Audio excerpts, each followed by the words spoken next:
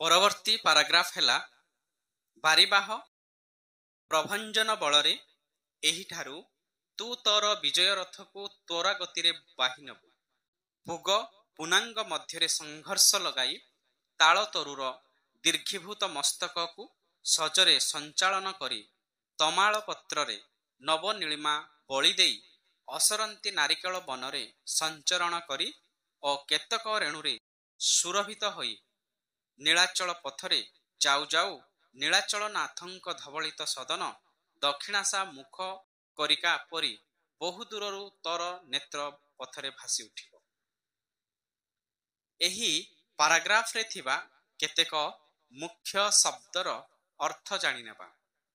ବାରିବାହ ଶବ୍ଦର ଅର୍ଥ ମେଘ, ପ୍ରଭଞ୍ଜନ ଶବ୍ଦର ଅର୍ଥ ପବନ, ତ୍ୱରା ଗତି କହିଲେ ଚଞ୍ଚଳ ଗତିରେ ବା କ୍ଷିପ୍ର ଗତିରେ, ସଜରେ ଖୁବ୍ ଜୋରରେ, ସଞ୍ଚରଣ କରି ଗମନ କରି ବା ବିଚରଣ କରି, କେତକ ରେଣୁ କେତକୀ ଫୁଲର ରେଣୁ, କମଳ ପଦ୍ମଫୁଲ, ବଳାହକ କହିଲେ ମେଘ। ମେଘ ଅମ୍ବୁପତି ଶବ୍ଦର ଅର୍ଥ ସାଗର, ରାଜା ବା ସମୁଦ୍ର। ବର୍ତ୍ତମାନ ଏହି ପାରାଗ୍ରାଫକୁ ଆଲୋଚନା କରିବା। ଏହି ପାରାଗ୍ରାଫରେ ପ୍ରାବନ୍ଧିକ ମେଘକୁ ବାରିବାହ ବଳାହକ ବୋଲି ସମ୍ବୋଧନ କରିଛନ୍ତି। ବାରିବାହ ବଳାହକ ଶବ୍ଦ ହେଉଛି ମେଘର ପ୍ରତିଶବ୍ଦ। ବାୟୁ ବା ପବନର ବଳରେ ମେଘ ତୋର ଗତିକୁ ବଢ଼େଇ ଦେବ ବୋଲି ପ୍ରାବନ୍ଧିକ ମେଘକୁ କହୁଛନ୍ତି। ପୁନଶ୍ଚ କହୁଛନ୍ତି ପୁଗ ପୁନାଙ୍ଗ ତାଳ ତମାଳ ତାମ୍ବୁଳ ନାରିକେଳ ବନରେ ସଞ୍ଚରଣ କରି କେତକୀ ଫୁଲର ରେଣୁରେ ସମଗ୍ର ପଥକୁ ବାସ୍ନାୟିତ କରି ନୀଳାଚଳରେ ପହଞ୍ଚିବୁ ବୋଲି ପ୍ରାବନ୍ଧିକ ମେଘକୁ ସୂଚନା ଦେଉଛନ୍ତି। ନୀଳାଚଳକୁ ପ୍ରାବନ୍ଧିକ ଉତ୍କଳ କମଳ କେଶର ବୋଲି ବର୍ଣ୍ଣନା କରିଛନ୍ତି।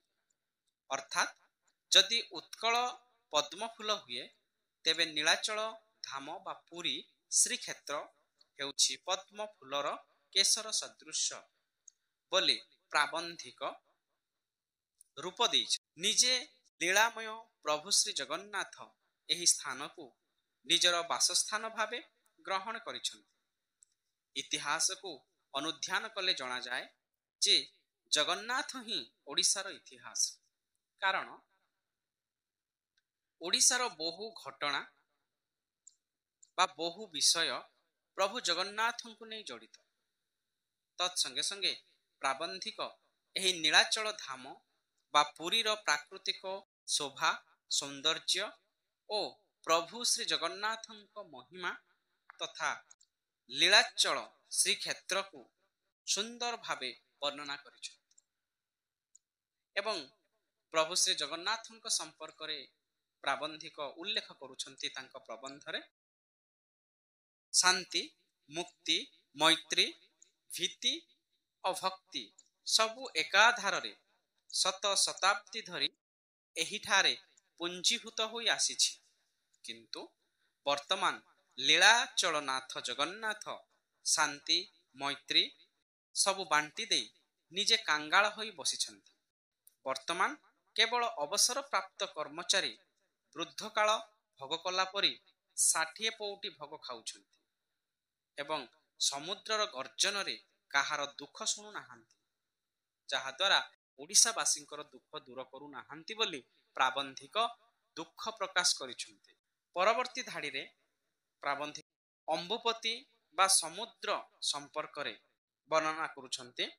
ଅମ୍ବୁପତି ମହାକୃପଣ, ସୃଷ୍ଟି ଜଳିଗଲେ ମଧ୍ୟ ଟୋପାଏ ଜଳ ଦାନ କରେ ନାହିଁ। ସେହି ଅମ୍ବୁପତି ନିକଟରେ ମେଘ ତୋର ଶକ୍ତି ଦେଖେଇବୁ, ଶରୀରକୁ ବିଶାଳ ଭାବରେ ବିସ୍ତାର କରିବୁ ଏବଂ ପ୍ରଚଣ୍ଡ ଗର୍ଜନରେ ବା ଘୋର ଗର୍ଜନରେ ସିନ୍ଧୁର ଘୋଷକୁ ବା ସିନ୍ଧୁ ଘୋଷକୁ ବୁଡ଼ାଇ ଦେବୁ ବୋଲି ପ୍ରାବନ୍ଧିକ ଉଲ୍ଲେଖ କରିଛନ୍ତି। ଉକ୍ତ ଅଞ୍ଚଳରେ ପ୍ରଚୁର ବର୍ଷା ଅଜାଡ଼ି ଦେବା ପାଇଁ ମେଘକୁ ପ୍ରାବନ୍ଧିକ ଅନୁରୋଧ କରୁଛନ୍ତି। ଏହି ପ୍ରବନ୍ଧର ଶେଷ ପାରାଗ୍ରାଫ ହେଲା ନୀଳାଚଳ ଠାରୁ ଚିଲିକା ବକ୍ଷ ଦେଇ ତୁ ଅଚିରେ ସମଗ୍ର ଉପକୂଳ ଓ ମାଳ ଅଞ୍ଚଳ ବ୍ୟାପି ଯାଇ ଉତ୍କଳରେ ତୋର ସ୍ୱକର୍ମ ଶେଷ କରିବୁ। ଘନ ଗଞ୍ଜାମ ଓ ଜୟପୁର ବାସୀମାନଙ୍କୁ ତୁ ଭୁଲିଯିବୁ ନାହିଁ। ଏହି ପାରାଗ୍ରାଫରେ ଥିବା କେତେକ ଶବ୍ଦର ଅର୍ଥ ଜାଣିବା। କୁନ୍ତଳ ଶବ୍ଦର ଅର୍ଥ କେଶଗୁଚ୍ଛ, ଉରୁବକ ଶବ୍ଦର ଅର୍ଥ ଦାସକରେଣ୍ଡା ଫୁଲ, ଅଞ୍ଜନ ଶବ୍ଦର ଅର୍ଥ କୋଜ୍ଜଳ ସୁରମା କାଳି। ବର୍ତ୍ତମାନ ଏହି ପାରାଗ୍ରାଫକୁ ଆଲୋଚନା କରିବା। ଏହି ପାରାଗ୍ରାଫରେ ପ୍ରାବନ୍ଧିକ ମେଘକୁ ଘନ ବୋଲି ସମ୍ବୋଧନ କରିଛନ୍ତି। ନୀଳାଚଳ ଠାରୁ ଚିଲିକା ବକ୍ଷ ଦେଇ ସମଗ୍ର ଉପକୂଳ ଓ ମାଳ ଅଞ୍ଚଳରେ ବର୍ଷା କରିବାକୁ ମେଘକୁ ପ୍ରାବନ୍ଧିକ ଅନୁରୋଧ କରିଛନ୍ତି। ଏହି ପରିପ୍ରେକ୍ଷୀରେ ଗଞ୍ଜାମ ଓ ଜୟପୁର ଅଞ୍ଚଳରେ ମଧ୍ୟ ପ୍ରଚୁରରୁ ପ୍ରଚୁର ବାରିପାତ କରିବାକୁ ପ୍ରାବନ୍ଧିକ ମେଘକୁ ସୂଚନା ଦେଇଛନ୍ତି। ପ୍ରସଙ୍ଗକ୍ରମେ ପ୍ରାବନ୍ଧିକ ଗଞ୍ଜାମ ଓ ଜୟପୁରର ଐତିହ୍ୟ ଓ ଗୌରବକୁ ଉପସ୍ଥାପନ କରିଛନ୍ତି। ଯେତେବେଳେ ଉତ୍କଳ ମୋହନିଦ୍ରାରେ ନିଦ୍ରିତ ଥିଲା, ସେତେବେଳେ ଗଞ୍ଜାମ ଓ ଜୟପୁର ଉତ୍କଳର ଦକ୍ଷିଣ ଦିଗରେ ଜାଗ୍ରତ ପ୍ରହରୀ ଭଳି କାର୍ଯ୍ୟ କରିଥିଲେ। ଏଥିରେ ଉତ୍କଳର ସ୍ୱତନ୍ତ୍ରତା ପାଇଁ ଗଞ୍ଜାମ ଓ ଜୟପୁର ଅଧିବାସୀଙ୍କ ସଚେତନତାକୁ ପ୍ରାବନ୍ଧିକ ଉଲ୍ଲେଖ କରିଛନ୍ତି। ପୁନଶ୍ଚ ଗଞ୍ଜାମର ସମୃଦ୍ଧ ନୌବାଣିଜ୍ୟ ଐତିହ୍ୟକୁ ପ୍ରାବନ୍ଧିକ ନିଜ ପ୍ରବନ୍ଧରେ ରୂପ ଦେଇଛନ୍ତି। ଏହି ଅଞ୍ଚଳର ନାରୀମାନଙ୍କ ସମ୍ପର୍କରେ ପ୍ରାବନ୍ଧିକ ବର୍ଣ୍ଣନା କରିଛନ୍ତି ଯେ ତାଙ୍କ ପ୍ରବନ୍ଧରେ ଦେଖିବାକୁ ମିଳେ, ଏହି ଅଞ୍ଚଳର ନାରୀମାନେ କୁନ୍ତଳରେ କୁରୁବକ, ନୟନରେ ଅଞ୍ଜନ, କପଳରେ କଜ୍ଜଳରେ ବେଶ ପରିପାଟି ହୋଇ ମଞ୍ଜୁଭାଷିଣୀ ସୁହାସିନୀ ହାରମୟୀ ହୋଇ ତୈଲଙ୍ଗୀ ଭଙ୍ଗୀରେ ମେଘ ତମକୁ ସ୍ୱାଗତ ଜଣେଇବେ ବୋଲି ପ୍ରାବନ୍ଧିକ ଉଲ୍ଲେଖ କରିଛନ୍ତି।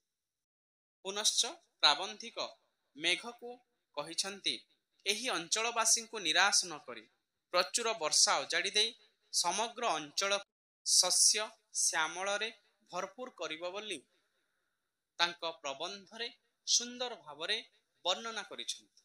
ପରିଶେଷରେ ଏତିକି କୁହାଯାଇପାରେ, ପ୍ରାବନ୍ଧିକ କୃଷ୍ଣଚନ୍ଦ୍ର ପାଣିଗ୍ରାହୀ ଓଡ଼ିଶାର ସମଗ୍ର ଅଞ୍ଚଳକୁ ବା ସମସ୍ତ ଅଞ୍ଚଳକୁ ପ୍ରଚୁର ବର୍ଷା କରିବାକୁ ମେଘକୁ ଅନୁରୋଧ କରିଛନ୍ତି, ଯାହାଦ୍ୱାରା ସମଗ୍ର ଓଡ଼ିଶା ଶସ୍ୟ ଶ୍ୟାମଳରେ ଭରପୁର ହେବ, ଉତ୍କଳବାସୀ ଆନନ୍ଦରେ ଜୀବନଯାପନ କରିବେ ବୋଲି ପ୍ରାବନ୍ଧିକ ଆଶା ପୋଷଣ କରିଛନ୍ତି। ଉପସଂହାରରେ କୁହାଯାଇପାରେ, ଏଥିରେ ପ୍ରାବନ୍ଧିକଙ୍କ ଉତ୍କଳୀୟ ପ୍ରୀତି ଜାତୀୟତା ମନୋଭାବ ଜଣାଯାଏ।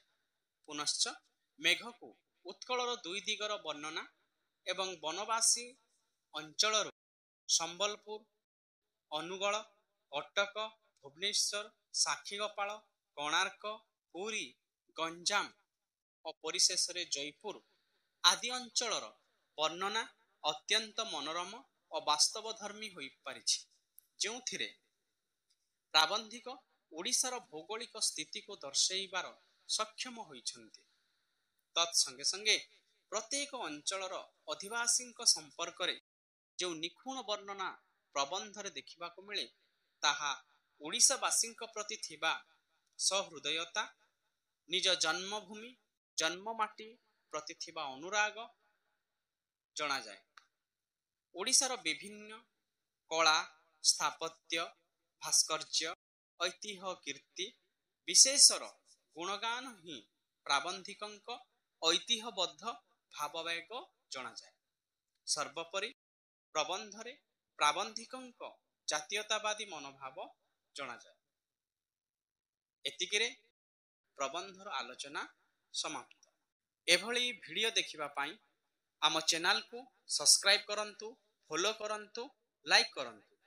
ନୂଆ ନୂଆ ଭିଡ଼ିଓର ନୋଟିଫିକେସନ୍ ପାଇବା ପାଇଁ ତଳେ ଥିବା ବେଲ୍ ଘଣ୍ଟିକୁ ପ୍ରେସ୍ କରନ୍ତୁ।